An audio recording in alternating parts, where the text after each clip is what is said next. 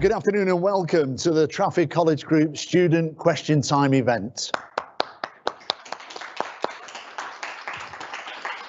My name is Alan Keegan, and first of all, before we begin the event, I'd like to introduce our host, the Principal and the CEO of the Trafford College Group, Mr. James Scott.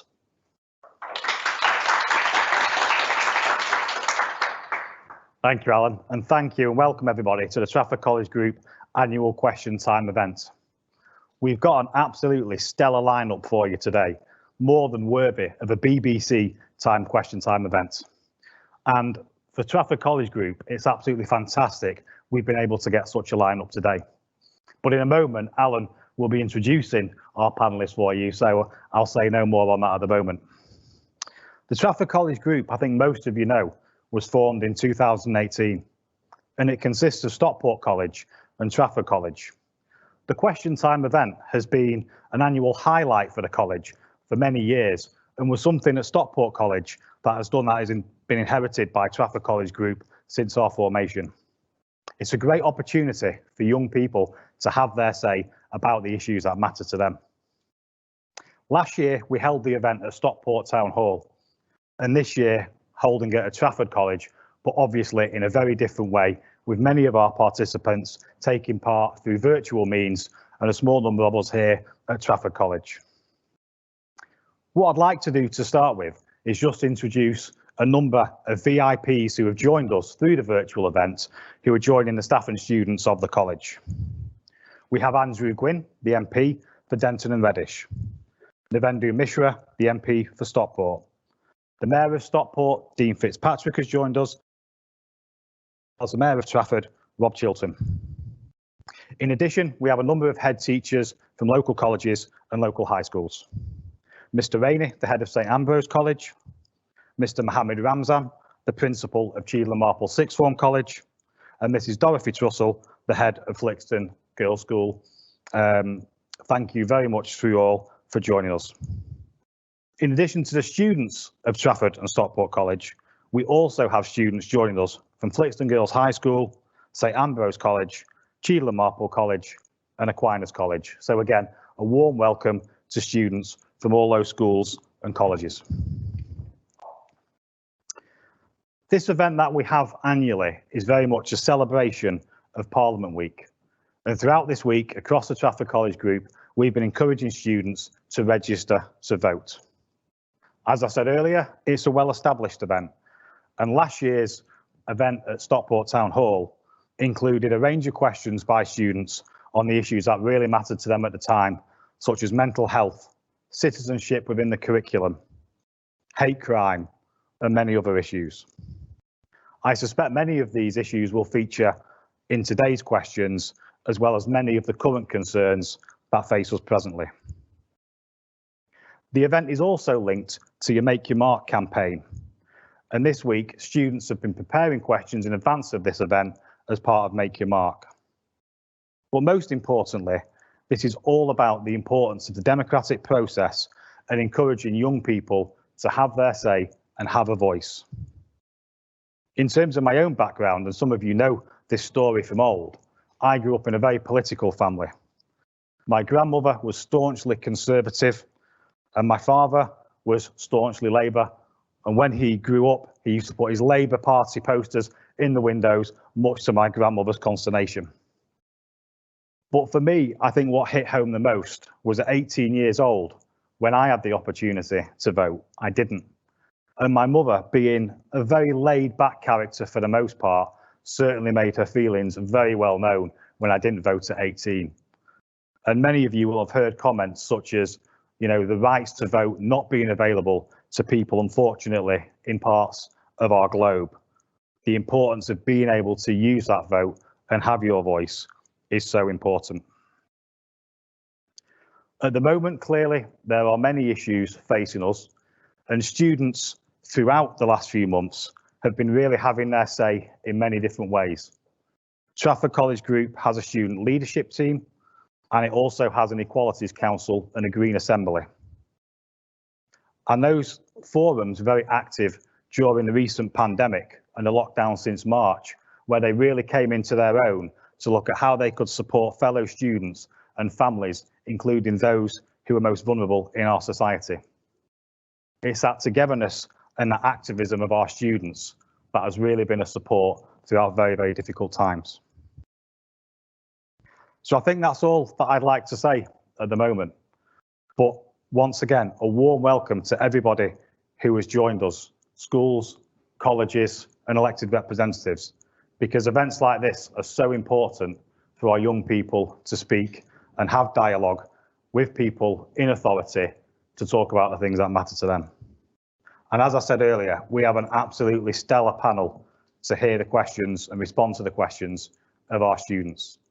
And I'm going to hand back to Alan, who is now going to introduce our panel. Thank you very much indeed, James. Well, as I said at the beginning, it's an absolute pleasure and a privilege to be here today. We have got a fantastic lineup. We've got some brilliant guests. We've got some wonderful questions. And we're going to try and cover a sort of fine selection of topics today, right across the board: discrimination, mental health, the environment, just to name a few. And as we say, let me introduce our panel, because it is, to quote the CEO and the principal of the Trafford College Group, a stellar lineup indeed. So wherever in the world you're watching through Zoom or streaming, enjoy it, because this is a rarity. And it's also, if I might add, history in the making. This is a very unique opportunity for you, the student in particular, to engage and embrace what happens to be a wonderful event organised by the Trafford College Group. So without further ado, these are our VIP panel members. I'm delighted to say we have, for a certain length of time, Mr. Andy Burnham, very busy man at the moment, the Greater Manchester Mayor.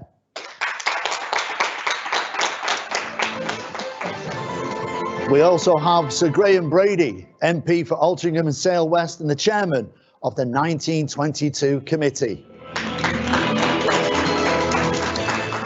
Kate Green, MP for Stretford and currently the Shadow Secretary of State for Education. Linda Holt, Conservative Councillor for Bramhall North and Vice Chair of the Children and Families Scrutiny Committee. Daisy Dalton, student at the University Academy 92 and campaigner for student mental health support.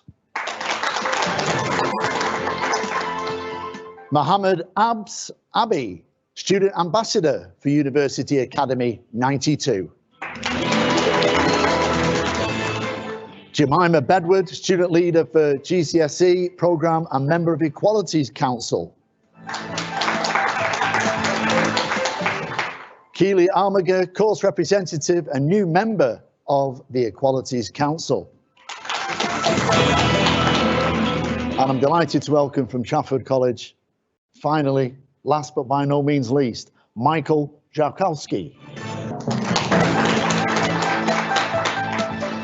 And it's with Michael that we're going to start with our first question. And then once we've asked the question, I will probably go and choose some of the panel members just to make it nice and easy for some of you. So we'll keep you on your toes. It is question time after all. So over to you with the first question, Michael. Thank you.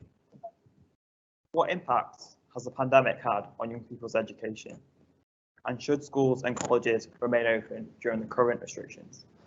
And I think it's only right that we go first and foremost to the Greater Manchester Mayor with that question and the answer. Andy Burnham. Good afternoon, Andy.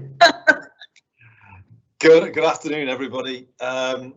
Thanks for inviting me on to this. It's great to be with everybody, and you've got some high-profile MPs in the Trafford Borough, and it's great to see Graham and Kate here as well, and Linda.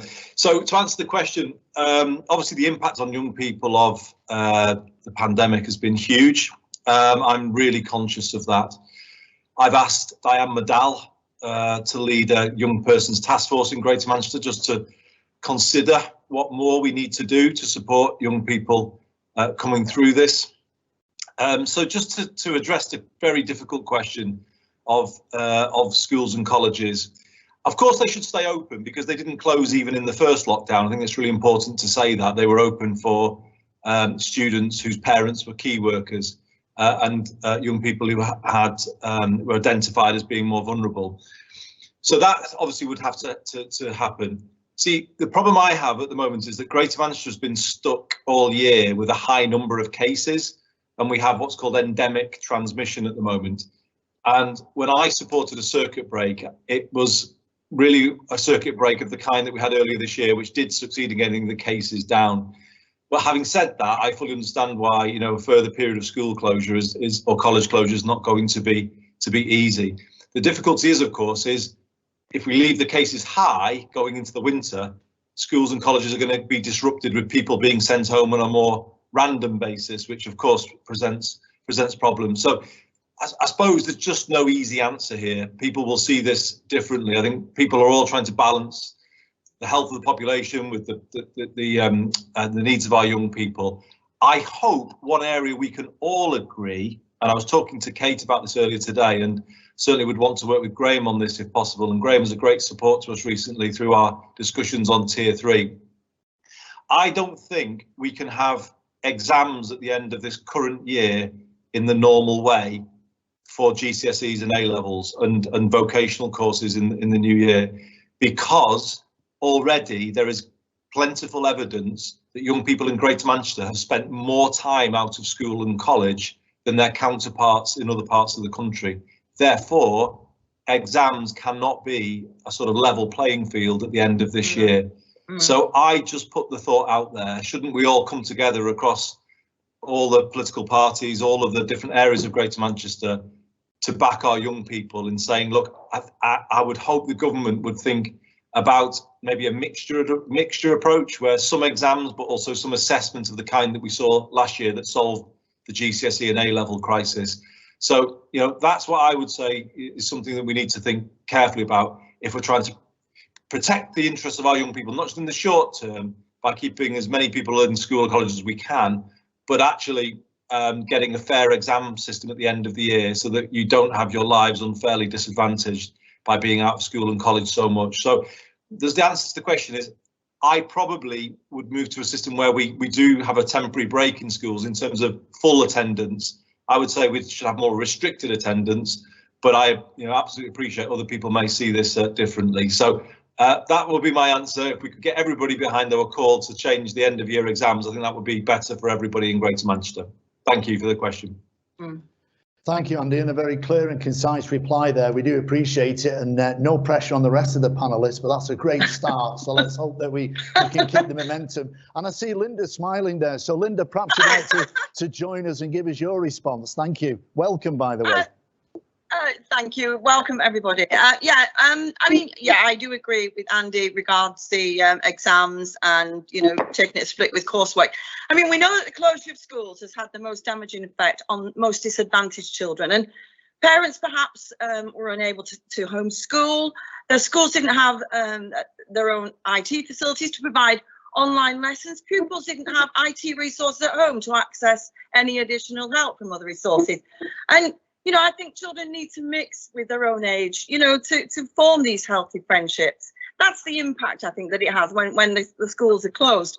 And children were just slightly different, groups of children exposed to domestic abuse at home. They've probably had no refuge or a responsible adult to turn to, whilst the schools are closed. So I really think the schools must remain open at all costs. One thing I have thought about is perhaps, we should start regarding teachers, especially in secondary schools, as frontline workers like the NHS. I mean, to me, we've got to keep the teachers healthy and give them as much protection from the virus as possible with increased access to regular testing. This would avoid having to send home pupils because teachers are self-isolating or ill with the virus. And it would also protect a vital group of workers who deserve special protection, in my opinion. So these are my thoughts on school and the education as it is at the minute. Schools need to be kept open, but they have to abide by the COVID guidelines, obviously. We need one-way systems, we need the masks if need be, but I really think that the teachers should be given the same regard as the NHS frontline workers, because I really think they are key for our children and our education of the children going forward. Thank you very much indeed, Linda Holt. What a fantastic response, and you've certainly raised the bar even higher, Linda. Thank you. It's worthy of a round of applause there. Thank you, Linda. Now, we'd like to hear the voice of the students, and of course, no pressure, Keely, but I'm going to start with you to give us a response as well. Thank you. So I think that schools and colleges should stay open as long as possible, because for some children, going to school and college is like a security and safety net, because at home they could be going through all sorts of stuff, and they can go to school or a college to rely on a teacher to talk to them. Or for also children, that meal that they have at school could be the one and only hot meal that they have a day. And if they're not going to school, then they're not receiving that meal, are they? So, yeah. And COVID-19 has already affected so many children. Like myself, we weren't allowed to take our exams. We were given results, and hopefully, it's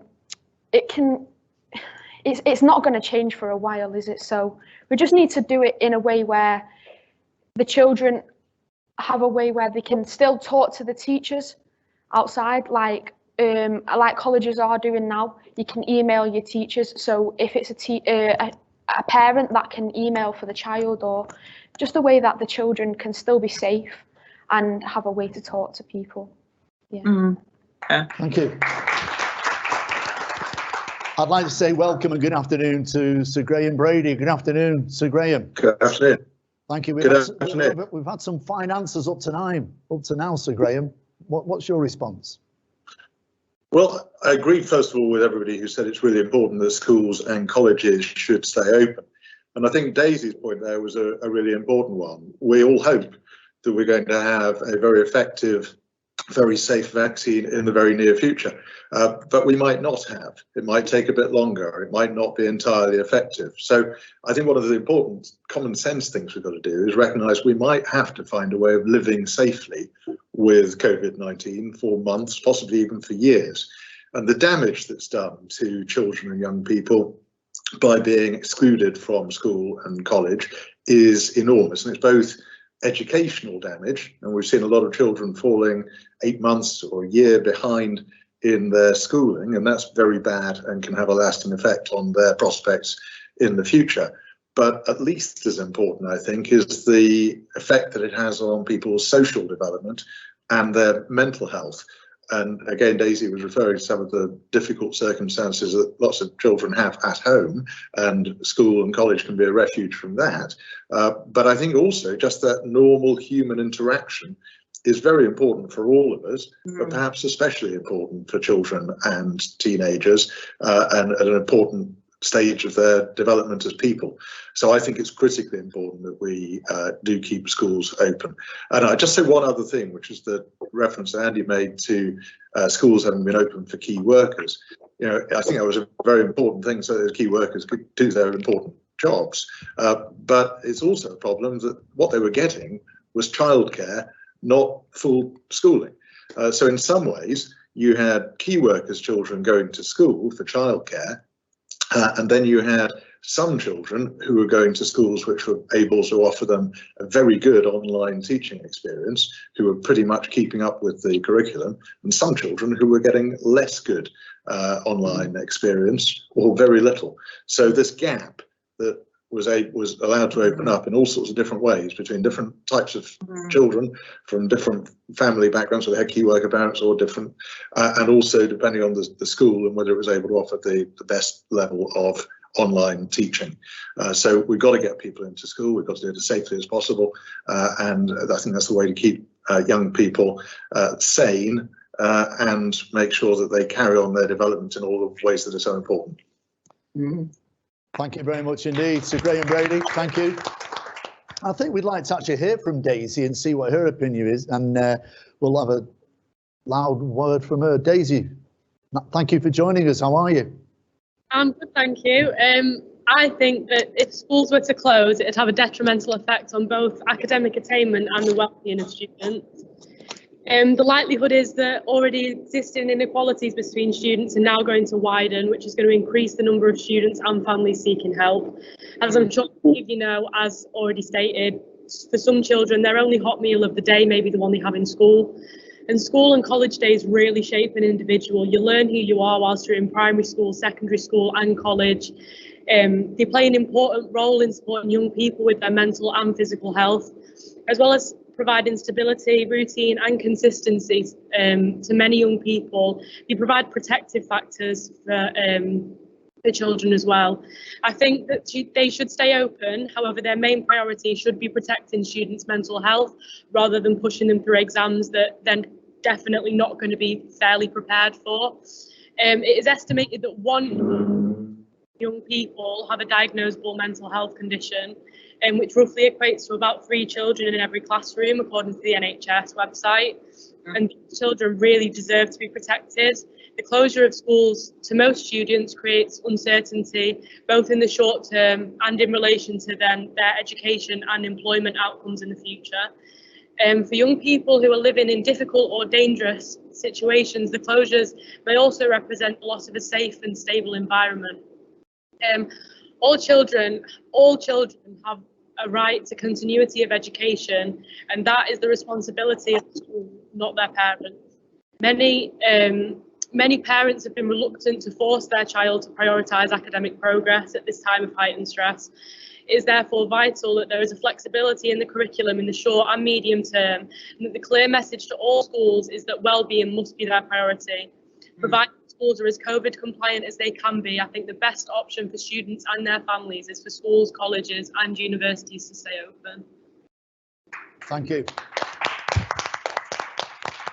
Well done, Daisy. I think we've had the voice of the students, but we'll just move along, and I'd like to hear what the opinion and the thoughts are of Kate Green, if that's okay. Thank you, Kate.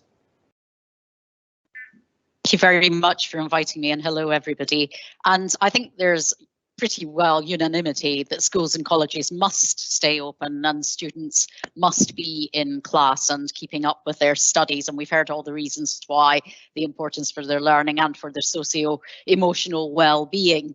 But there are a number of things that I think need to happen to help schools and colleges stay open and welcome everyone safely.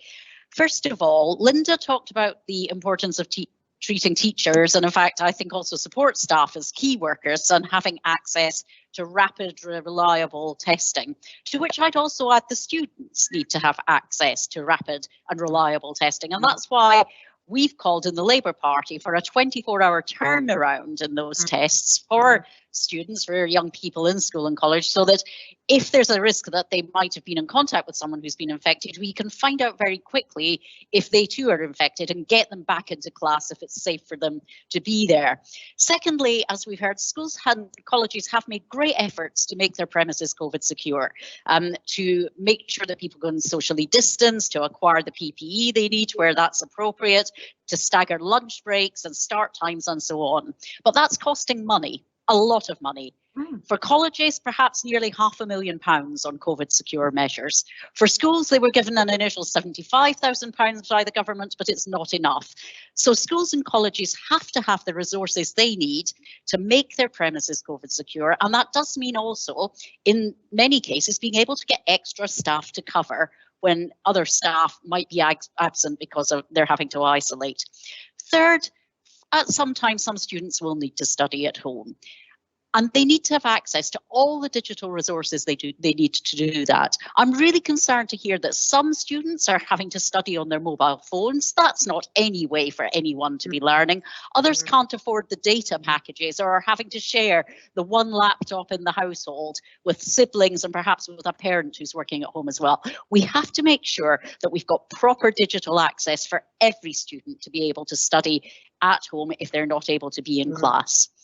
Fourth, we discovered the other day that when schools ring up to get advice on how they should manage a fear that there might be infection in the school or somebody might be COVID positive, they don't talk necessarily to good public health professionals on the ground locally. They talk to Serco, a private company working to a tick list. That's not good enough. We want proper local expert public health support for schools to take difficult decisions about who should be sent home to isolate and when that needs to happen. And finally, I agree so much with what Linda and Daisy were saying about mental well-being. Mental well-being for students and for staff, because what we're going through now is incredibly stressful for everyone in our schools and colleges. It's absolutely right that it needs to be given top priority. It's what parents are saying is most important to them. It's what students are saying. And when I listen to teachers and heads and principals in my constituency, I can tell just how exhausted and pressured they have been over the last few months, working flat out to make their schools COVID secure and keep everyone safe and learning. So it's absolutely right that we need to make sure that our mental health services are fully there for everybody who needs them, that we have a really good attention to wellbeing right across the education system, and that everyone can access support when they need it. Thank you very much indeed, Linda. Linda Holt there, some very clear and concise answers from the panel. We are going to move on, and I'm going to look at the second question on the agenda for today, and let's hope that the answers are as good as the first set that we set. In particular, I'd like to welcome our colleagues and students and friends from Cheadle and Marple College as well. In particular, Fatma Shami is going to ask this next question. Welcome, Fatma. Fatma, if you can hear me, you just need to put your volume up, please, if that's okay.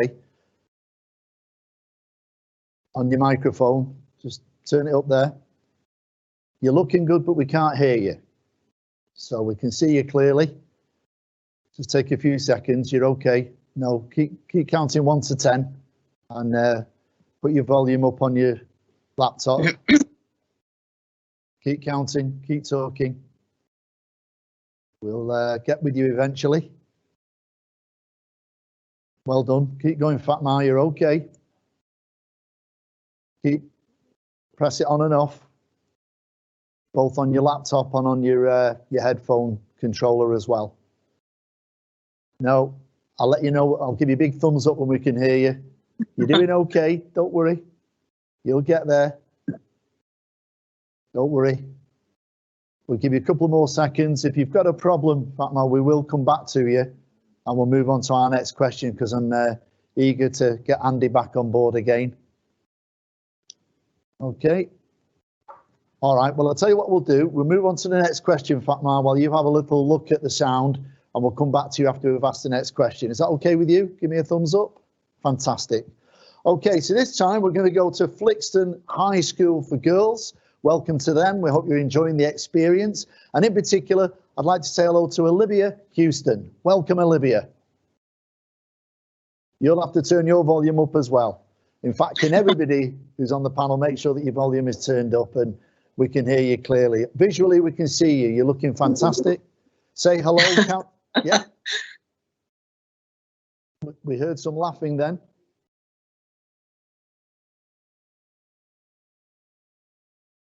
Keep speaking to us, Olivia. Count to 10. 1, 2, 3, 4, 5, and then we'll get you up. There's something there in the background. Keep testing it. Lots of nice smiles. This is a live stream, the beauty of technology. Don't worry. Can you hear us? Flixton High School, are you there? We can't hear you. So have a little play with the volume buttons. We're trying at this end as well. One more last go. I might just look at Fatima to see if we've got a thumbs up from her as the volume's sorted with her. Are you there, Fatima? Fatma, I beg your pardon? It's live. These things happen, don't they? It's a live stream. It makes it more exciting for us. Okay, we'll give it one more go with Flixton High School. We can hear you. Oh, I like this. It still goes down to the old pen and paper, doesn't it? You know, you can have modern technology. Oh, who was that? We heard a sound then. Was that Olivia or was that our other friend? We're just checking out. So we'll let them have a go. Fatma, do you want one more go? One more go with the volume. We can't hear Cheadle and Marple and we can't hear Flixton. I love the way we get into modern technology of a sign held up. It's like it's not a good advert for Digital Greater Manchester. This is it. The mayor needs to do something about this. I think. I'll say. Thank you for that, Andy. Thank you for that. Remote learning, it's the way ahead. I'll remember the next time I'm chairing your panel, Andy. Thank you very much. Okay, last chance, last opportunity. Fatma, are you with us? Can you hear me any better? So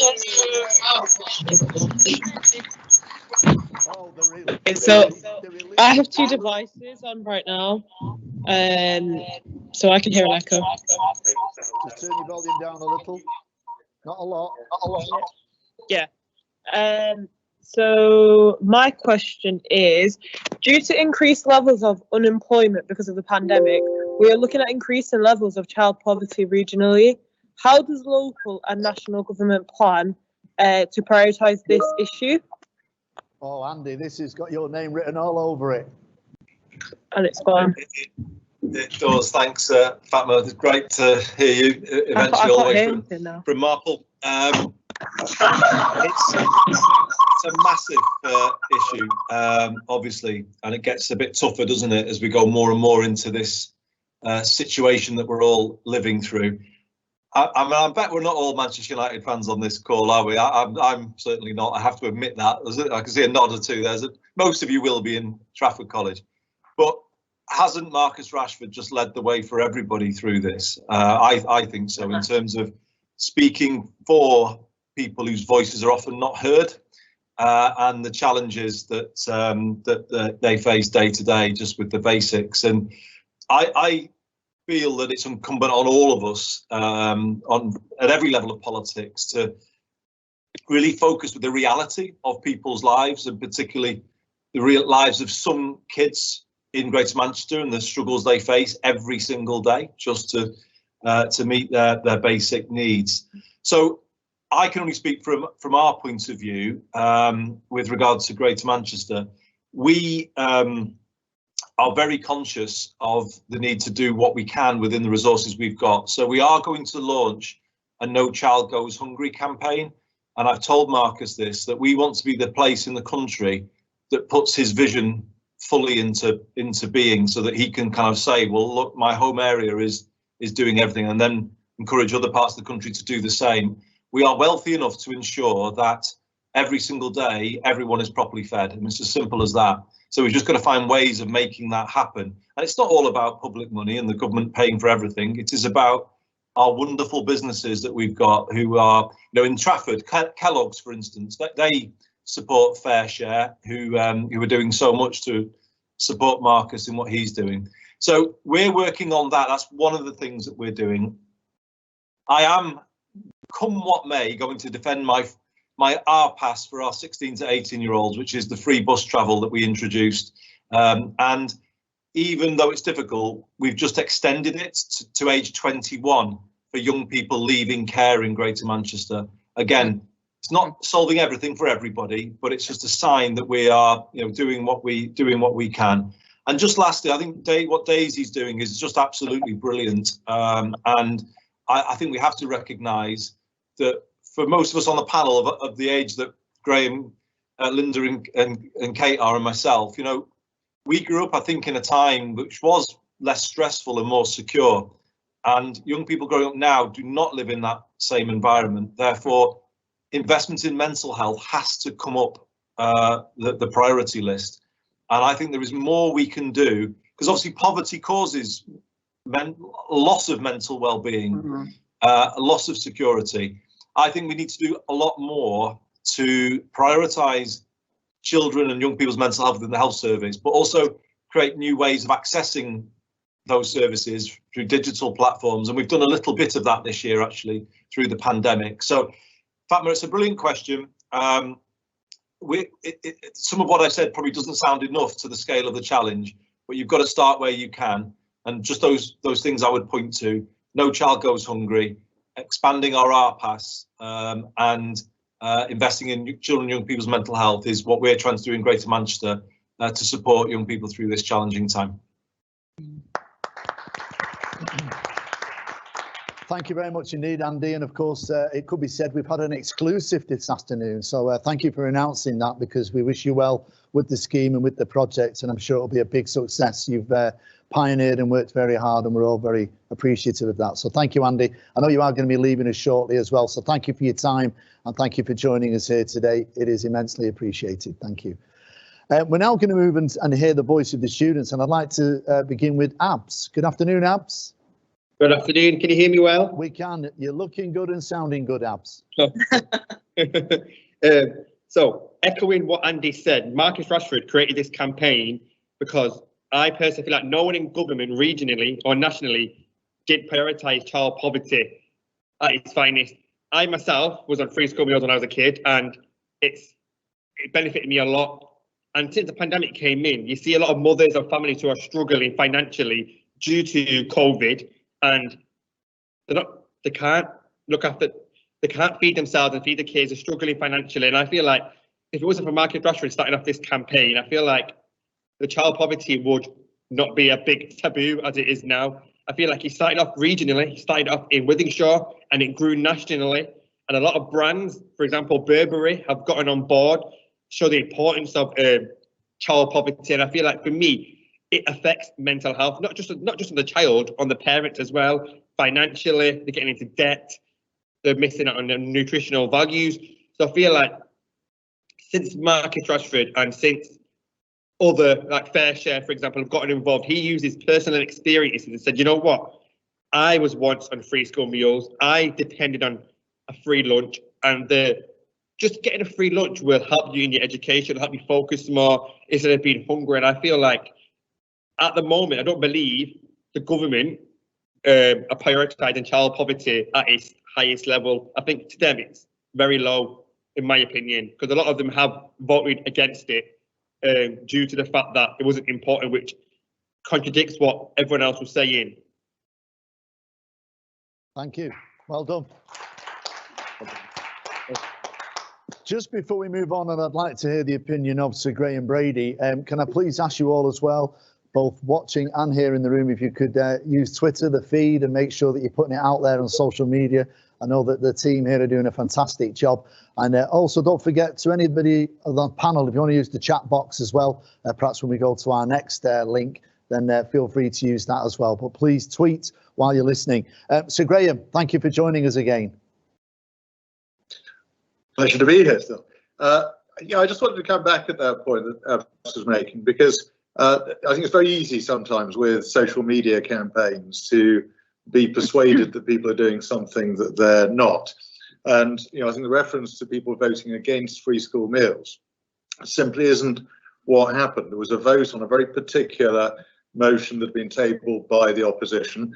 These are what are called opposition day debates. They don't have any effect. They're debates, they're declaratory things. And there was an amendment to it, which was tabled by the government, which put the government side of the case. And what happened is a very boring procedural point, but because you vote first on the motion from the opposition, and that had been defeated, effectively the amendment was carried, but we didn't have a vote on that.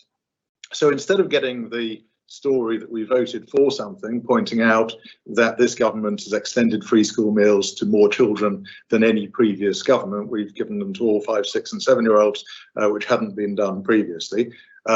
We get this story about people voting against free school meals. So I think it's just important to question some of these things and be wary when there's a political angle that people not, of course, politicians always do that, but it's important to be aware of it. So Marcus Rashford, I think he is a great example because what he's, and here talking about Parliament Week, he is a great example of a young person, a very successful young person who doesn't need to get involved in these things, but who has demonstrated that he really cares.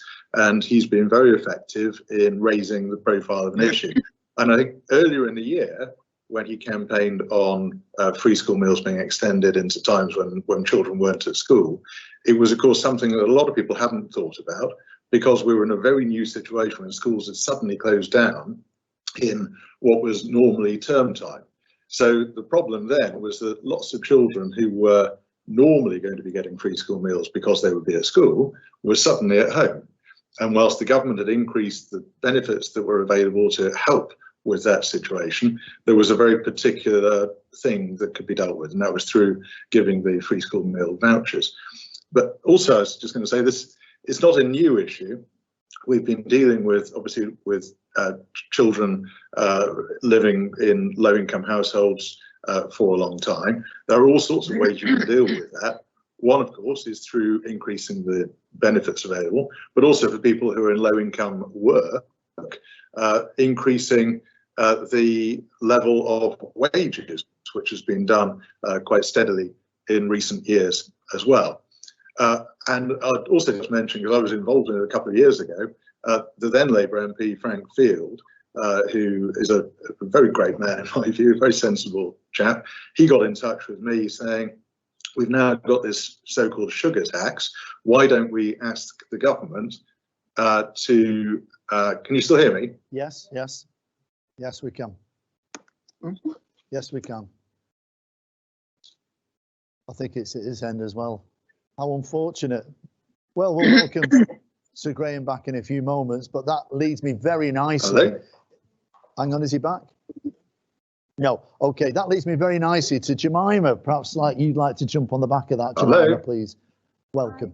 I found that looking at government policies on the issue, that it's certainly hard to have hope for child poverty. I think personally, they said that in 2014 to 2017, child poverty was going to be gone by 2020, which it's drastically gone up, I think. And I think if we ask ourselves, without people like Marcus Rashford, where would we be in child poverty? Who's going to be pushing it forward if we don't have people like this to, rally for the cause? And I think it's definitely people keep mentioning Marcus Rashford, not the government. It's sad, really. And I think if we take a step back and look at what child poverty is doing to this country, we're all probably ashamed. I do think, though, however, the government have put things into place like furlough payments and food vouchers, which is brilliant, but it's not enough. And that's my opinion. No, it's valued opinion. Thank you. Kate Green, I can see you nodding there with approval on what we've just heard. Jemima's absolutely right. We were on target to reduce child poverty and with an ambition to eliminate it by 2020. But in the last few years, child poverty has risen sharply. There were 3.5 million children in poverty in this country 10 years ago, too many, but now it's 4.2 million. The situation's got significantly worse. And, these things don't happen by accident. It's about the decisions that politicians make. And Jemima is absolutely right. It's great what Marcus Rashford has done. As Jemima has said, and others have said, it's brought the public's attention to the scandal of child poverty. But it's not, in the end, Marcus Rashford's responsibility to sort this out. That's what we elect politicians to do. And the choices that they have made have brought us to this situation. The cuts to the benefits that support parents with the cost of bringing up their children, the freeze on benefits, the restriction on benefits for any family that has more than 2 children. Nobody 3 years ago, when they were having their 3rd child, expected that they'd be bringing a child up in the middle of a pandemic. Those families need to be protected. And if we allow children to grow up in poverty, we don't just damage their childhoods. We don't just leave them out of things that other children are able to do, the school trips, the visits, the ability to have the digital equipment for home study that we were talking about a moment ago, the chance to go on holiday and to meet friends and have them round for tea. We also blight the life chances of those children. We damage their educational outcomes, we damage their career prospects, we damage their physical and mental well-being in childhood and into adulthood. Child poverty is a scandal, and we are one of the richest countries in the world, even now in this pandemic, when we're having to spend a great deal of government money to protect jobs and keep businesses going as much as we can. We're still a very rich country. There's no excuse for 4.2 million children growing up poor in this country. It should be, exactly as we heard earlier, our top priority, and it's shameful that the government isn't making it that. Thank you very much indeed. I think is Sir Graham back with us? Yes, yes. So Graham, I'm not sure if you heard any of that response there, but if you did, would you like to reply and add to it? Okay, well, that's fine. I know that Kate Green's always ready to jump in and help us out. So, Kate, would you like to reply to the question that was put there? I think I just did reply. Beg your pardon. I'm sorry. I'm juggling around here. Linda, I beg your pardon. Linda. Thank you. Always ready and prepared. Yeah, I mean, I think most has been said here. I'll keep it brief. I agree. Marcus has done an absolutely fantastic job. What we must be saying, and I'm bringing this very much down to a local level. I'm a local councillor. We must ensure, and I feel that I must ensure, I'm on the children and young people's committees. I do my best to ensure that children from homes that are affected by unemployment, low wages, receive free school meals during the coming winter, and for how long this COVID lockdown and these situations carry on for. And to make sure, again, we keep coming back to this, that they have access to IT facilities at home so they can learn more effectively after school. And also, I would say free extra tuition after school for those children and young people with special needs or they've fallen behind during the lockdown. I think these things really need to be, put to the government very strongly. And I mean, I'm doing that locally. I'm doing my best locally. We're sending stuff down to government, expressing these views. And really, there is some good stuff going on. Don't get me wrong. There is some money coming through to local councils, but also the businesses locally are doing so much. I mean, Morrison's and people like this, they're being really good giving out all kinds of things for the communities locally. And I can only thank all these people that are doing that. We have groups in where I'm a councillor in Bramhall. We have a group of people called Helping Hands. They're doing their best. They're going around the streets. They're helping people. And this is what we need. But the government just need to put money in to these families that are affected by unemployment and low wages to make sure that no children goes hungry. I had not a privileged upbringing, but I had an upbringing where I was looked after and I never went hungry, and I would never want a child to go hungry in this country, and I don't think they should. Thank you very much indeed, Linda Holtz. Absolutely excellent response there. And I want to say thank you to Fatma Shami. That was an absolutely brilliant question. And we do appreciate everybody from Cheadle and Marple College for joining us today. We're now going to move on, and hopefully we've got our friends from Flixton High School, in particular, Olivia Houston, and perhaps you might introduce the person who's with her. Good afternoon, Olivia. Welcome. Hello. We can hear you. Well done. Thank you. And who's your co-pilot? This is Rebecca. Hello, Hi. Rebecca. Welcome. So my question is, how has COVID-19 changed the landscape in terms of homelessness crisis in Manchester? That's a great question. And now that he's back with us, I'd like to ask Sir Graham perhaps to pick up on that. Thank you, Sir Graham. The pitch is not as good as it was, Sir Graham, but we can hear you. Try. I think I had a bit of a Wi-Fi problem, so hopefully I'll be able to stay with you. Thank you. But of course, can you hear me? Yes, we can. Yes, we can hear you loud and clear. In many ways, is part of. So Graham, you're breaking up on us, Sir Graham. About children going hungry. I think that I'll try turning off the video to see if that helps. Okay. Is that any clearer? Yeah, carry on speaking. Yeah. These problems, I think, are inevitably going to get worse. The more we continue to shut down the economy. And I think one of the reasons that I voted this week against this further lockdown, there were two principal reasons. One was that I was concerned that it's wrong to tell people in too much detail how to live their own private and family lives. The fact that the government's telling people they can't see their children or they can't visit elderly parents in care homes, all of those things. But the other side of it is the concern that even where you've got businesses that have done everything possible to keep their customers safe. Oops, we've lost you again, Sir Graham. We'll give you a few more seconds. If not, you might have to move to another place in the house. Your conservatory is beautiful, but you might need to get near the router. So if you don't mind doing that for us, Sir Graham, I'm going to hand over and introduce Keely once again to jump on the back of that response. Thank you, Keely. Yes, so the homelessness crisis is obviously very bad, and it's been going on for a while now. At the start of the pandemic, the government brought in a policy called Everybody In, where they tried to bring in everybody in off the streets, but it wasn't very effective because it didn't last for long.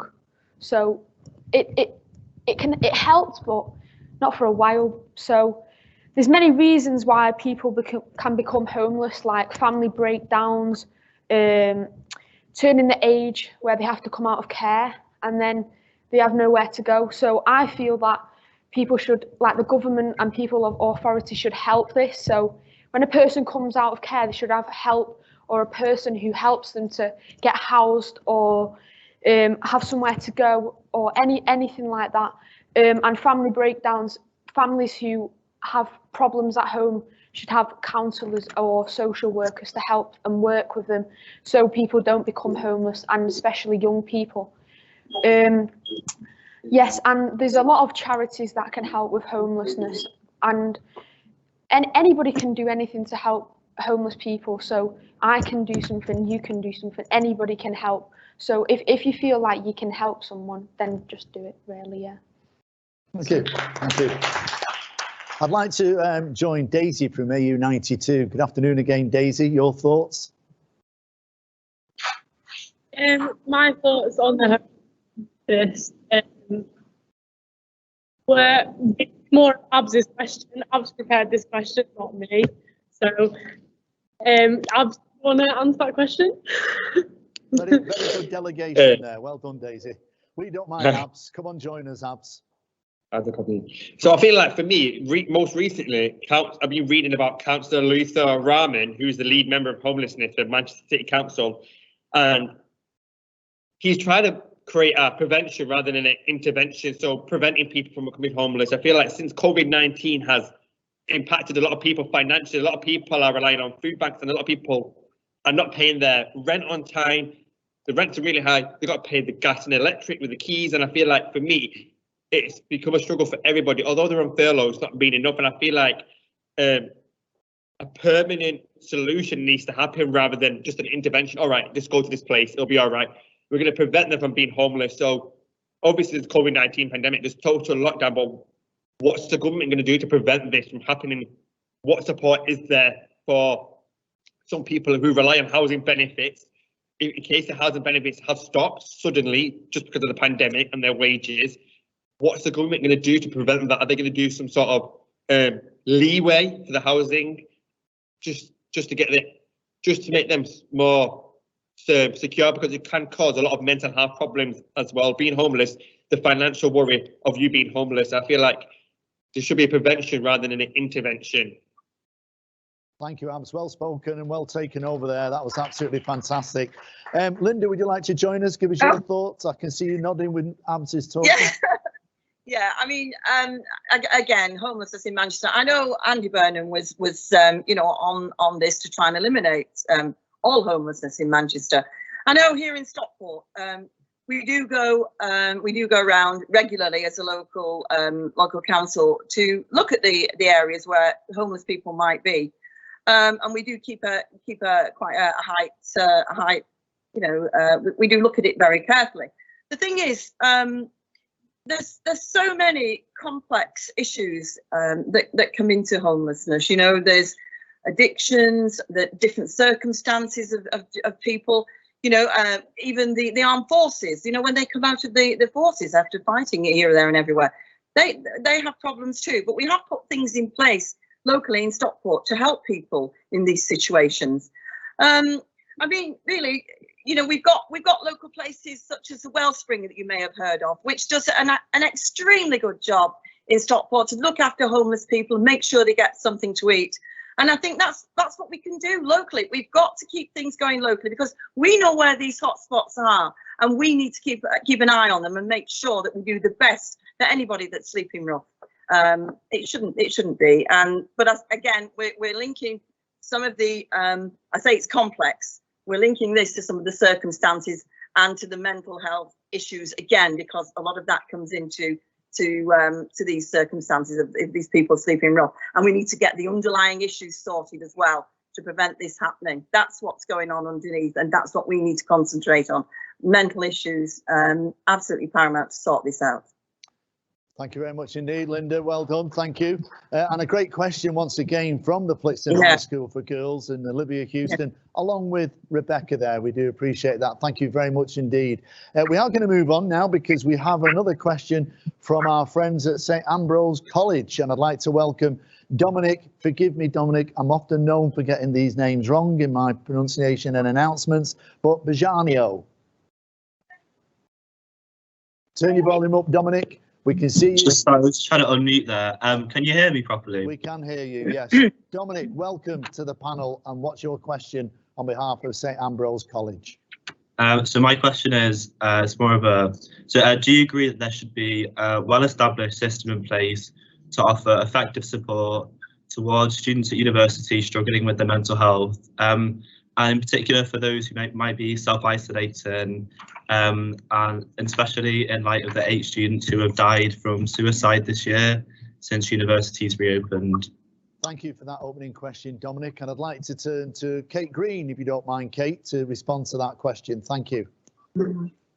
Yes, really good question, Dominic. Thank you. And student mental health is a real issue and a real concern for parents, for students and for universities. And it's absolutely imperative that students have access to excellent mental health support when they need it, that they know how to access it. So there's really good information about where to go to get that support, that it's confidential so that they don't face any perceived stigma if they are seeking that support, and that it's given absolute priority. Universities have actually done a lot of work over the last 3 or 4 years around this with the National Union of Students, with the Universities UK and Russell Group, the groups of universities that work together with Public Health England and the NHS.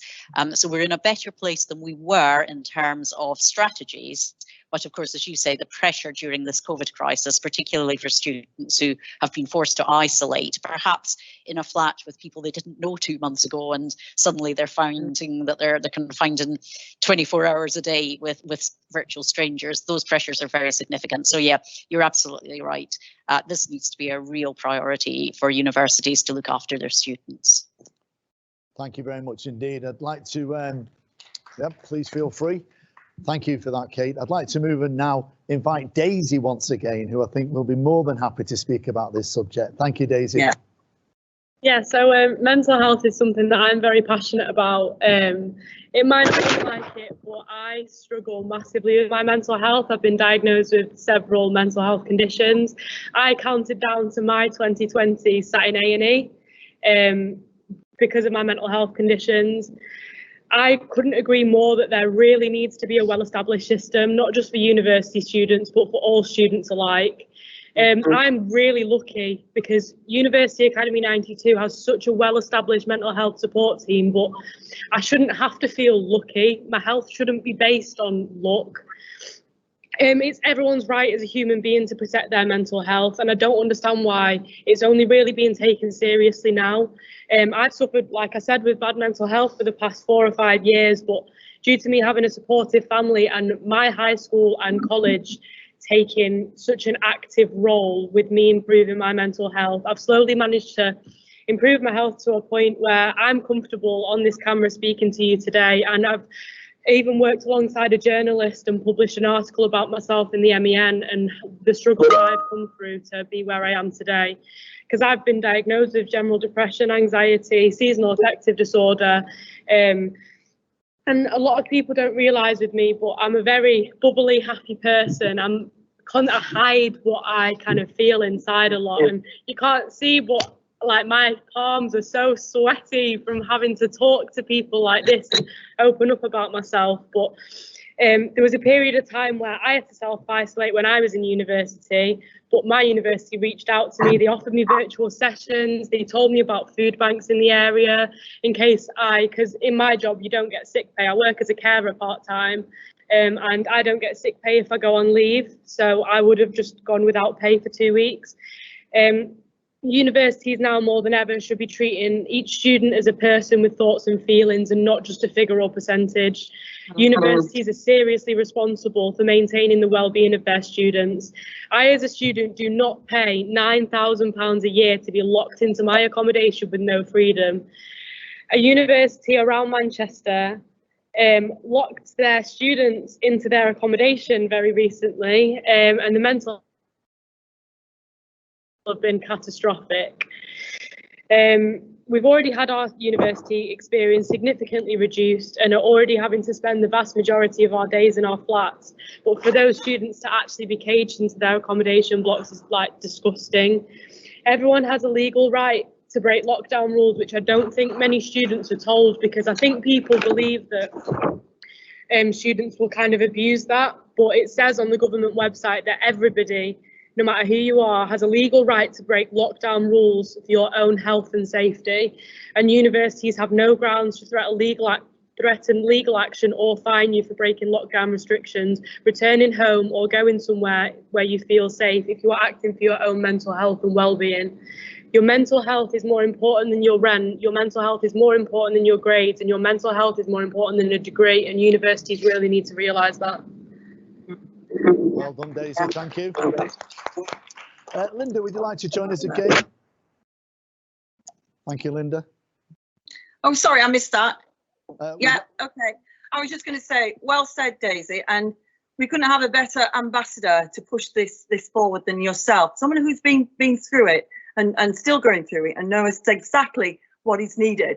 It's fantastic that you've been able to step up and take on this role and really make people listen, because I'm certainly listening to you and I think you're doing a fabulous job. I think universities must provide more pastoral support for students experiencing stress in coping. First of all, we've been away from home. That's difficult in itself. Leaving home, meeting new people, as Kate said, you know, they've only known for a few weeks, getting into that situation, the restrictions of lockdown, you know, and I think perhaps some simple things to start off with, a programme of contacting students regularly by phone even, just to make sure that they're coping with the lockdown. You could get a group of people who could do this just to make sure that they're all right. And in some cases, you know, when some students need to return home because of mental health issues, I think they should receive some sort of reimbursement of the fees, quite honestly. I think that should come into it as well. You know, you're saying you're working part-time and when you're not well, you don't get the money. I understand that, Daisy, and I don't think that's right, but that I understand that's the way the job is. But, you know, I think some reimbursement should be given if students have to return home because of mental health issues, and it must be extremely difficult for you. I understand that. Away from home and with all these restrictions, it's not a good situation. But Daisy, thank you for the work you're doing. I think you're fantastic. Thank you very much indeed, Linda. Thank you. And I think we'll have the final word from our students again. And I'd like to ask Jemima. I think it's strange that we live in a very contemporary world, especially I think in Western areas. But, you know, we have all this, people are, I think, encouraged that England's an amazing place to be. And the same with America, that they're just great places and amazing. But we still hold this huge stigma around mental health, the same as anywhere, I think. And I just think, how does this country expect university students and any student really, student and teachers alike as well, to not feel stress going back into, you know, work and going back to university and studying with a pandemic that's going around? University stressful enough as it is. You know, you've got all your degrees to do. It's not really what you want to be thinking about, is that this pandemic as well. And then you're getting all these new restrictions, which I think are against human rights, really, to say that you have to stay in your house and accommodation and not go out. It's awful. And I think it should be a necessity for universities to hold like a safe space for the students and even for the teachers. Definitely, it needs to be put into action and it needs to be a priority. If there's more funding needs to go into this, it's so important. And I think that there's a current mental health crisis, definitely. And well, if we can help, we definitely should. And I think with all the funding that universities get, they really need to put it into this cause. It's extremely important, and especially considering the 8 deaths as well. That's really, I don't know, there's not really much things coming out. I don't think you get the deaths, but you don't really get people making massive changes. It's definitely students that are making the changes, not the people who run the universities, which is awful. Thank you, Jemima. Thank you very much indeed. And again, to our friends at St Ambrose College, in particular, Dominic, thank you for a fantastic question. Really, really good. And thank you to the panel for the excellent responses. Very much appreciated here in the live audience that we have here, clapping with appreciation and lots of care and concern. We now move on, and I'd like to welcome our friends from Aquinas College, in particular, Emma Dunn. Good afternoon, Emma. Good afternoon. Oh, yes. Hi. There you are in the distance. Yeah, that's me. And welcome to your colleagues. You might as well give them a little name check as well before you ask the question. Who are with you there today? We can see two people.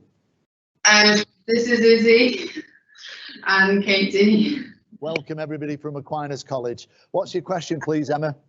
My question is, despite plans for Greater Manchester to be carbon free by 2038, 12 years earlier than the government's plan, Manchester Airport has previously been left out of our carbon emissions figures.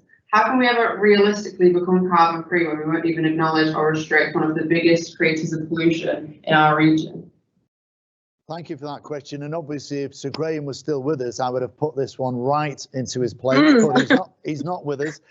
So I feel it's got Kate Green's name written on it. Kate, if you could help us out here, we would appreciate that. Thank you. Yeah, this is something that Friends of the Earth Manchester have been campaigning on for some time, and they've suggested a number of measures which could be taken to reduce the climate impact of air travel, including, for example, air passenger duties, which are very unpopular, obviously, with the travel industry. And it is argued by the airport, for example, that many jobs at Manchester Airport depend on the volume of passengers. So there is a balance to be struck, but there's no doubt that there is very considerable concern about what more steps airlines and airports could take to reduce their climate footprint. Of course, right now it's not much of a problem. Manchester Airport is seeing hardly any flights at all.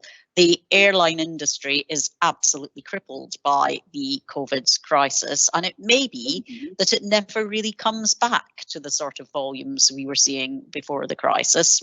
It may be that people's attitudes to international travel change, not least because, of course, travelling to the European Union may now not be as straightforward. So the casual weekend hopping over to European capitals for a short break may now not be on the agenda so much either. So I think we should really look at whether we can take this really dramatic change in circumstances, the COVID crisis, the Brexit situation, and redirect the way in which we think about air travel and the way in which we minimise the climate impact that it brings. But I would just say in Greater Manchester, yes, the airport is an issue. Yes, air travel is an issue. But the bigger payback in climate terms will actually come from dealing with road traffic, dealing with industrial emissions, and dealing with the way we heat our houses.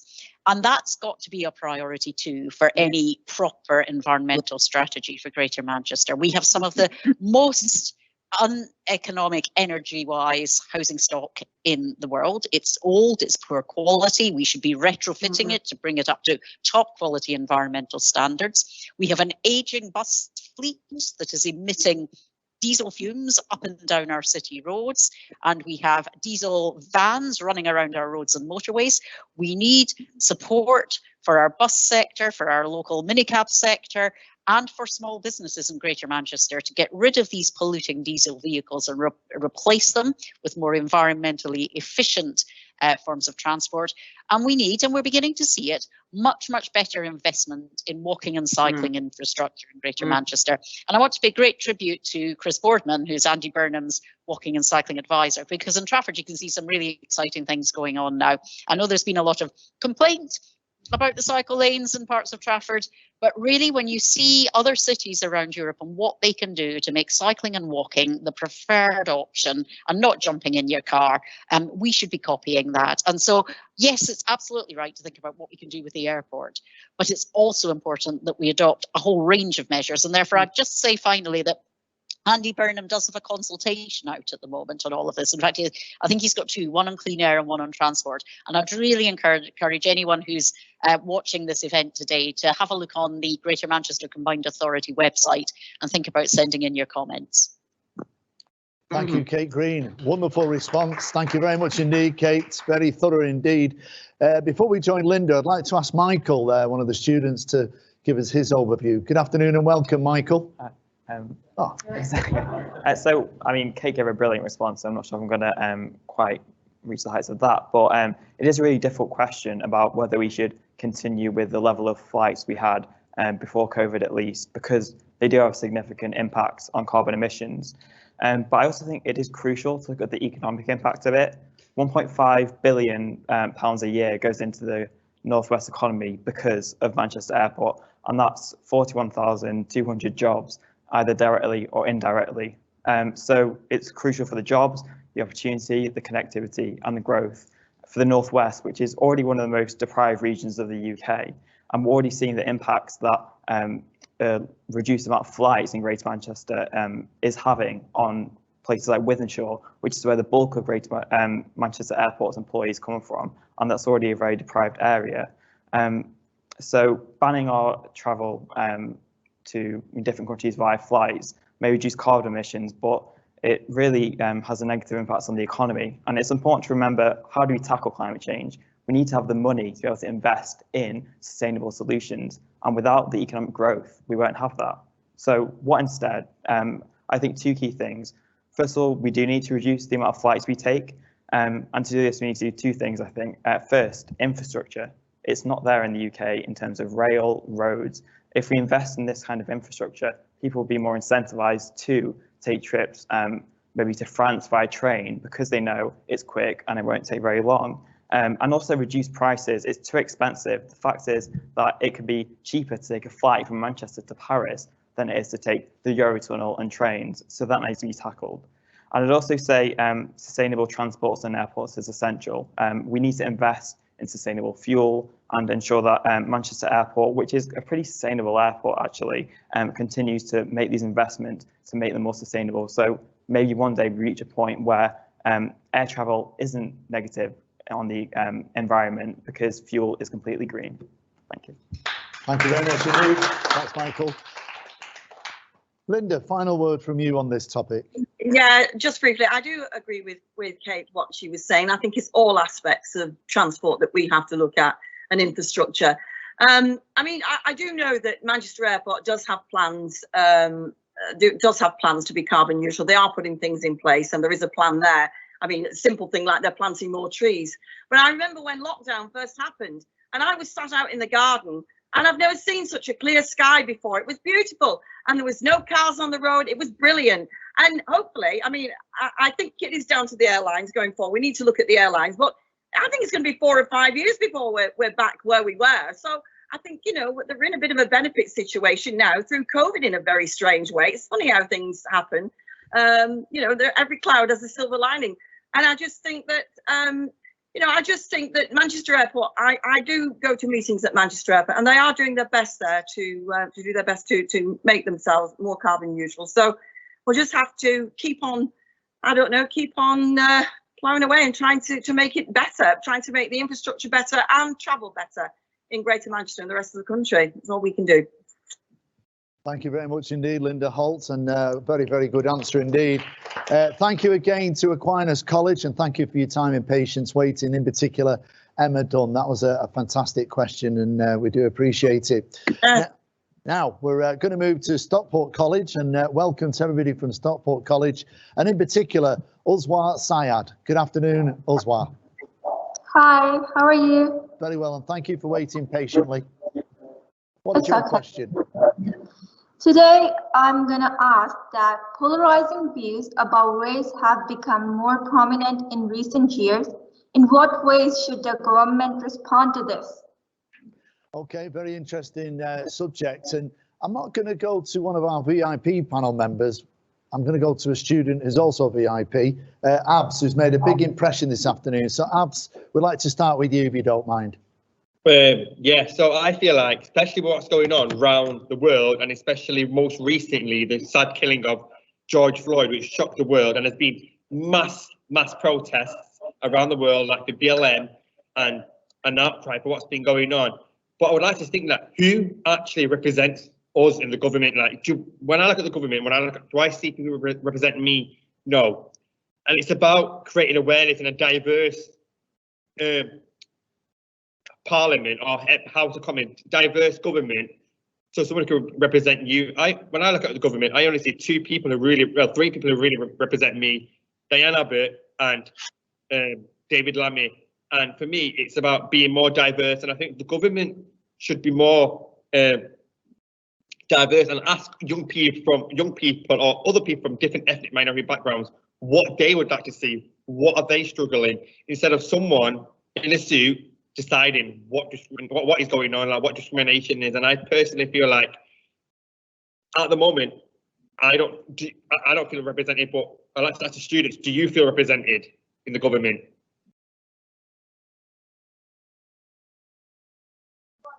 I'm sure they'll vote in the future, Abs, with that question.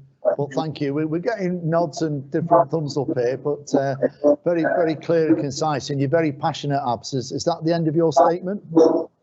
Yeah. We've got the message. Give Abs a round of applause. Sorry. Well done, create Abs. a large awareness of how discrimination impacts students as well. Say that again, Abs. Just to create a large awareness of how discrimination impacts students as well. Well, it's great because actually at the beginning of this event, I was asked about the impact of this event, and I think it's absolutely amazing that we've got all these colleges involved in this event today. And, you know, I think it'd be fair to say that you are the future, and I think it's great that we've got so much involvement, and it's great to see you so vocal and not afraid to stand up, and please continue with that. You know, you've got a voice, and it's nice to see that we've got the Trafford College group promoting that and endorsing it, which is a credit to everybody who's involved in that, and probably starts at the top and works its way down through staff and colleagues and students, which is amazing. So keep going with that. And talking to the students, I'd like to call upon Jemima to give us her view as well. Thank you, Jemima. So I actually found this quite a hard question to answer, but I was looking online and stuff. And I found out actually that the Equalities Act was only put into place in 2010, which I think is really shocking. It's only been 10 years from today. Like, it's 10 years, which is such a short period of time. Things aren't moving fast enough, in my opinion. I don't think for anybody who's a diversity at all. And I think the government needs to move faster, definitely. And because things like the Equalities Act, again, are just basic human rights. But going to what Ab said, I think that the government use people of different diversities to sort of be like, yeah, we are inclusive, we're being inclusive. It's sort of a pass card. It's like, oh yeah, I have a black best friend, you know what I mean? So I'm not racist, but I just think they use it so people feel included when really they're not. And I think the UK is still massively segregated due to institutionalized racism, and people will never go to university just because of the color of the skin, which is again systematic racism and oppression. And I think the government needs to encourage more education to let students and people everywhere understand their similarities and not their differences, because the world focuses on people's differences instead of the similarities, and we're all very much the same. Thank you very much, Jemima. Kate Green. So here are some things the government could do. It could stop carrying out endless reviews and start taking some action. First of all, it could listen to the Black curriculum campaigners and embed Black history and educate every aspect of our education system, embed information and education about all the cultures and histories that go to make up our United Kingdom, and stop just teaching parts of our historical record through the lens of our colonial past. And don't just think this is a history part of the syllabus, it's in every part of the syllabus. What Black scientists or science teachers talking about when they're describing new discoveries? What musicians from different cultures and ethnic backgrounds are being taught in music lessons? What different ethnic backgrounds of different painters are being presented in art classes, and so on. So take on board the call of the Black curriculum campaign and embed Black history and culture in every aspect of our school and college curriculum. Second, pay audits. We have mandatory pay audits to try to close the gap in salaries between women and men. We need them to also monitor the gap in salaries of people from different ethnic minority backgrounds. The government could bring that in. It would need to legislate. It should do so. And third, I really agree about the point that, you know, we are all the same, but there is systemic discrimination and abuse, and it happens all over society. It happens in relation to stop and search. It happens in relation to the terrible COVID outcomes that have been suffered by Asian and ethnic minority key workers compared to the population as a whole. We have to be absolutely determined that we will take action to eliminate all those discriminatory injustices and ensure that everybody has equal access to the care and protection of our laws and our public services. And that isn't the case today. And it's for every public institution to examine itself and its policies and practices, as was called upon, not just 10 years ago when we got the Equality Act, but 20 years ago when we had the McPherson report following the Stephen Lawrence murder, and address institutional racism, which still exists in far too many parts of our society.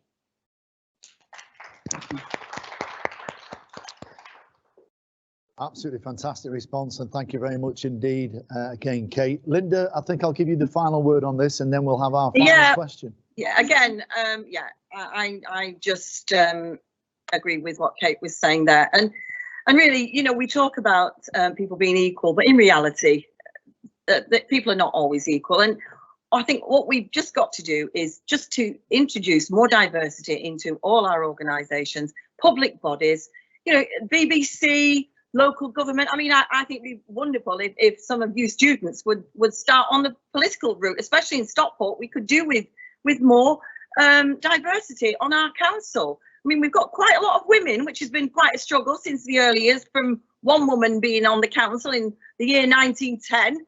We've got more women now on Stockport Council than men. So, but I think we need more ethnic people, and diversity on our local councils. You know, some of you young people need to come through. We need younger people, and I think, as I say, we all have to play a part. At the end of the day, we all have to be respectful to one another, and it's education. When I was mayor a couple of years ago, I was still learning. I visited all kinds of different cultures, and there were still things I was learning. And you know, you need to learn about the different cultures and understand them. That's what it's all about, and to educate people so they don't just think, you know, that particular culture is this, that, or the other. They need to know about it and learn about it and take it on board. But everybody, every individual has a responsibility to be respectful to another individual. You're not put on this earth to be treated in any awful way by any other person. I don't think so anyway. It's down to the individual. Thank you very much indeed, Linda. Very good overview, and a great question from Stockport College, and thank you to Uswa Syed. It's very much appreciated. I think we're nearly on for our final question, so apologies if you've been watching and you've not got involved as such, but we hope you've enjoyed it nonetheless. But we're going to stay with our friends at Stockport College, and we've got a great question to round off this particular event from Kajia Ansar. Good afternoon and welcome. Thank you. My question is, our region have described an increased report of domestic abuse. What additional support is there for young people and children who either experience it or witness it? Thank you. A really good question from our friends at Stockport College. Domestic abuse very high on the agenda, particularly with lockdown. And perhaps I could call Linda back in to start off the answers for this one, Linda. Yeah, I think that's it. You're right. All regions have reported increase in domestic abuse. In Stockport, you see, I keep bringing things down local because I'm a local council at the end of the day. And in Stockport, we have lots of different systems to help people in these situations. You know, we have Stockport Without Abuse that can be contacted. We have the MASH, the multi-agency support hub, which you know, people can log into. We have various websites, phone numbers available to call. And, you know, there's always local Samaritans as well, people like that we can call. But these things need to really come down locally because we know where these things are happening. And that's the only thing we can do, is to make sure that we've got the systems in place locally to deal and help with victims of abuse, you know, so that people are not in any danger. Obviously, lockdown must have caused a lot of friction in households. And I just hope that, you know, the agencies that we've got there that are out there already to support people, that people use them and they come to us and they're not afraid to come to us, so that we can help and make the situation better. Thank you very much indeed. Nice round of applause for Linda there. Always, we can always rely on you, Linda, for a very clear and concise answer. Thank you very much for that. Talking of which, it leads me very nicely to Daisy, who we can also rely on for a clear and concise reply. Thank you, Daisy. Yeah. No problem. So domestic abuse is obviously defined as an incident or pattern of incidents of controlling, coercive, threatening, degrading and violent behaviour, including sexual violence. It can also include financial or economic abuse, harassment, stalking and or online and digital abuse. In the majority of cases, it's by a partner. But I feel like more people need to be able to spot the signs of domestic abuse, because I, now looking back, was in a very controlling relationship when I was only 17, and that has changed my whole view on men and what is a healthy relationship and what isn't at 17 years old. Like, I've not even lived my life, yet I've been controlled in a way that my whole mindset's changed, and I now don't trust people because of that. It's even little things like people trying to go through your phone all the time and reading your text messages and like constantly having to know where you are. It's just, people just need to become more aware of it. And I think it's really important that teachers are trained on like understanding the signs, because it could be little signs of like domestic abuse. It doesn't always have to be the bruises or a broken arm or anything like that. It can be little things like people shying away and people flinching if you make a sudden movement near them and things. And I think it's just really important for teachers to, and people in like universities, to be able to spot the signs. There are many like services and help. There's a lot of help out there. There's the Bright Sky app. There's also several different helplines for specific circumstances. So there's a helpline for specifically for men. There's a helpline for the LGBTQ+ community. There's a helpline specifically for Asian women that provides advice, information and supports them and their children fleeing domestic abuse and or forced marriages. There's a helpline out there for everyone. Even if you ring 999 and you can't talk, the 999 handlers are trained to listen for that, and if you can cough in a response to what they're asking you, or there's a textbook if you're trying to order a pizza. If you ring from a landline, then police can always find your location from a landline, not necessarily from a mobile. But if you ring from a landline, they can find a location. And I think it's very important that young people and adults alike know things like this, because until I really delved in deep and looked into it, I didn't realise there was as much help as there was. There's text services, there's live web chats, and there's even a website that I went on that if you're on the website, as all the time that you're on the website, you can click this button and it will take you straight off the website to the BBC homepage in case somebody's watching what you're doing. You know, there's so many support networks out there that people need to be made aware of. And I think it's really important that in schools and colleges and universities that something is said. We need to be taught about this, because if you're not taught, nobody's ever going to know and nobody's ever going to understand. Excellent. Thank you, Daisy. Kate Green. Yeah, just picking up where Daisy just finished about what we need to do in schools, and actually with quite young children. I've been pretty shocked to discover that both girls and boys in their early teens actually think that men controlling women, men insisting on sex, men wanting to know where they're going, friends, men, as Daisy says, looking at women's phones, that's acceptable behaviour. It isn't. And we need to make sure that at a very early stage in our schools, we're educating young people on respect and dignity within relationships. And that's an absolute priority for addressing this sort of the roots of some of this problem. But the immediate pressure is to keep families safe now, and particularly in the pandemic, where particularly if you're locked down, it's harder perhaps to get away, although I'm pleased that the regulations were changed quite quickly, exactly as Daisy was saying earlier, so you can leave home in an abusive relationship if you need to. You don't have to stay locked down if you're in danger. I think it's also, though, a financial problem for a lot of women to escape an abusive relationship.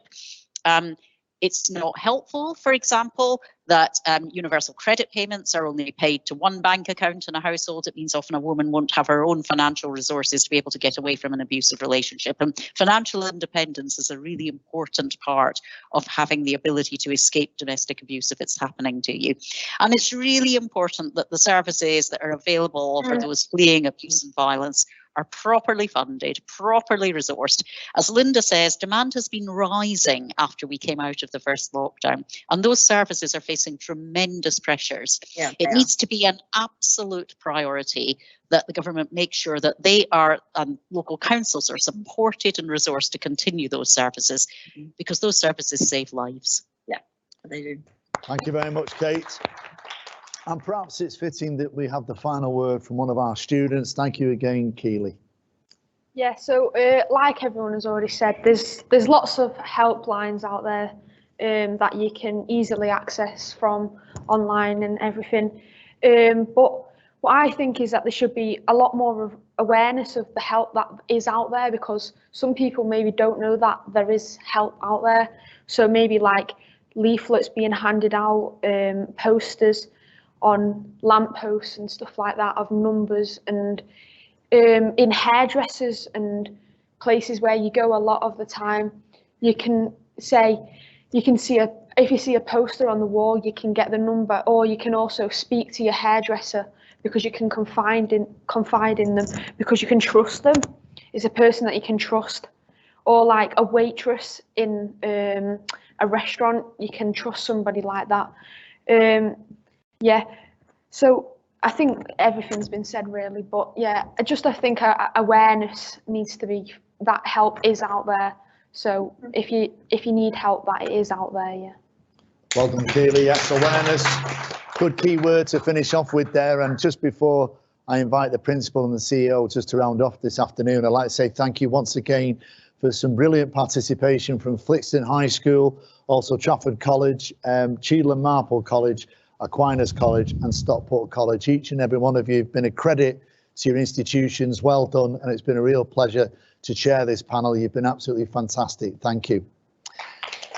In the meantime, as I say, I'd like to hand back now to the principal and CEO of the Trafford College Group, Mr. James Scott. Thank you, James. Thanks very much, Alan.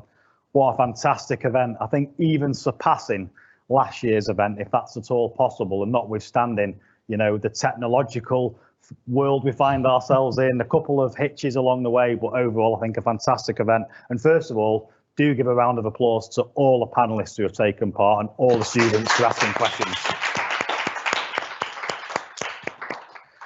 I'd like to thank staff, students and governors from across the Trafford College Group, that's Trafford and Stockport College, for taking part in this afternoon's event. And I'd particularly like to thank our friends, as Alan has already done, from Flixton Girls High School, Aquinas, Cheadle Marple Sixth Form College and St Ambrose College. Also a big thank you for UA92, who were originally going to host this event before the current lockdown. So a big thanks to UA92 for taking part as well.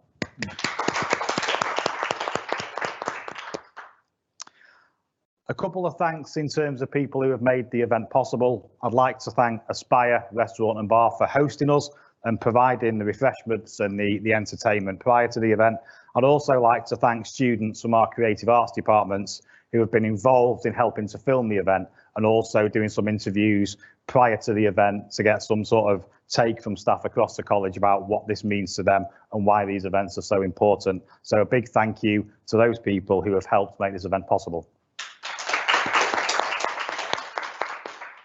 There's one member of staff, though, who I'd particularly like to thank, who really brings this together every single year, and it's our very own Michelle McLaughlin, who absolutely works like a Trojan, getting people organised this year in particular because of the number of schools and colleges which have taken place, which is fantastic. I think this is the biggest ever event we've done in terms of the different partners who have been involved, and that can only be possible due to Michelle McLaughlin. So thank you, Michelle, so much.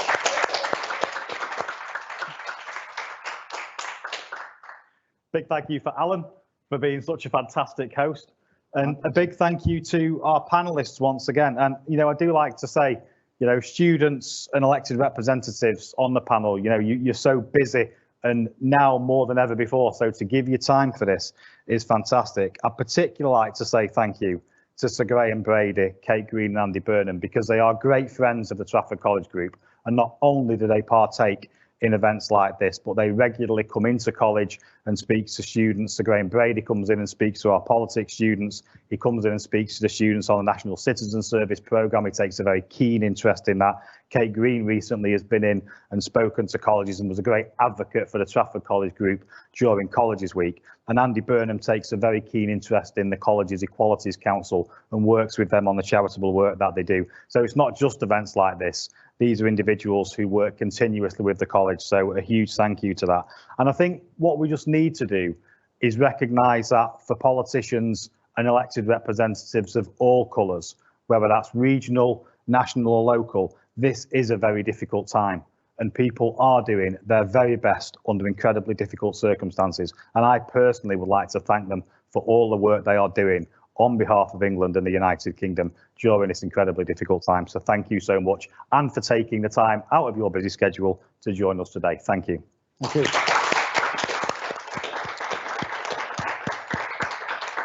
Thank you, James. Just a final word, if that's okay. It has been my pleasure to host this. Look forward to doing it again sometime in the future. We couldn't do it without the guys at the back there from Fisher AV, who've done an absolutely incredible job. Phil, Paul, Joe and Simon, along with Imran as well, who's helped, and also the tech guys from Trafford College itself. You've been absolutely superb. Can we acknowledge them, please? Thank you. Don't forget, please do. It has been question time. The Trafford College Group are proud to present this event again. Students' question time. Please do carry on tweeting over the weekend, off of your Twitter. The students have been immense. You've done a fantastic job. Thank you for your involvement, your engagement. And remember, it's always about the awareness. Goodbye from the Trafford College Group and from me, Alan Keegan. Take care, and we'll see you soon again.